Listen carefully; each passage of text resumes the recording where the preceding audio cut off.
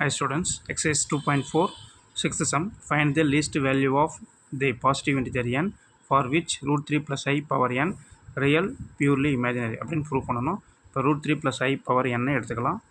root 3 plus I power n இது வந்து first ரியல்னு சொல்லணும், அப்புறம் பியூர்லி இமேஜினரின்னு சொல்லணும். ரியல்னா நம்பர் மட்டும் வரணும், பியூர்லி இமேஜினரினா ஐ மட்டும் வரணும். சரிங்களா? ஃபஸ்ட்டு ஒவ்வொரு நம்பரும் அப்ளை பண்ணலாம் இந்த எண்ணுக்கு. Find the least value of the positive integer தான் சொல்கிறாங்க. அப்போ எண்ணுக்கு பாசிட்டிவ் இன்டிஜர் மட்டும் அப்ளை பண்ணணும். பாசிட்டிவ் இன்டிஜர்னால் 1 2 3 மட்டும் அப்ளை பண்ணணும். ஃபஸ்ட்டு n = 1ன்னு அப்ளை பண்ணலாம். n = 1ன்னு அப்ளை பண்ணிங்கன்னா root 3 + I power 1ன்னு கிடைக்கும். root 3 + I power 1ன்னா அது root 3 + I தான். இது n = 2ன்னு அப்ளை பண்ணுங்கள். அப்போ என்ன அப்ளை பண்ண முடியும்? root 3 + I power n-க்கு பதிலாக 2ன்னு அப்ளை பண்ணலாம். அப்போ என்ன வரும்? root 3 square a² plus b² வரும், I² plus 2ab 2 × root 3 × I 2 root 3 ஐன்னு வரும்.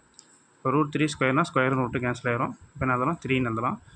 I² -1, இப்போ -1 எழுதிக்கலாம். Plus 2 root 3 I.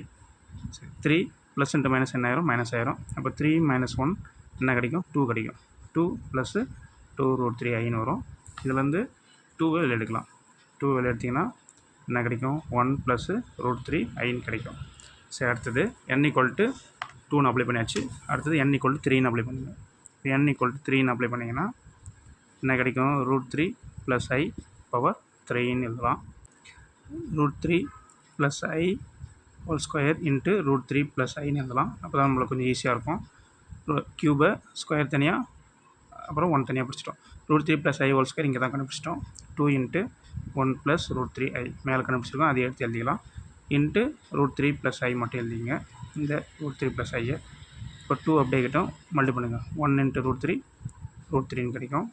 சரி, 1 × I ஐன்னு கிடைக்கும். சரி, root 3 I × root 3 root 3 × root 3 3ன்னு ஆயிரும். இப்போ 3 I மட்டும் வரும். அடுத்தது root 3 I × I என்ன கிடைக்கும்? root 3 I × I² கிடைக்கும். சரிங்களா? இப்போது 2 × root 3 அப்படியே எழுதிங்க. ப்ளஸ்ஸு I + 3i 4iன்னு கிடைக்கும். ப்ளஸ்ஸு root 3 அப்படியே இருக்கும். I² value -1.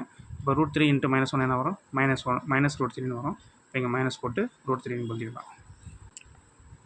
இப்போ இங்கே ப்ளஸ் root 3 இருக்குது, இங்கே ஒரு -root 3 இருக்குது. ப்ளஸ் root 3 -root 3 கேன்சல் பண்ணிடலாம். அப்படியே என்ன கிடைக்கும்? 2 × 4iன்னு கிடைக்கும். 2 × 4iன்னா என்ன நம்மளுக்கு ஆன்சரு? 24 8 8 ஐன்னு கிடைக்கும். இப்போ 8 இது வந்து பியூர்லி இமேஜினரி தான். சரிங்களா? Purely imaginary for n = 3.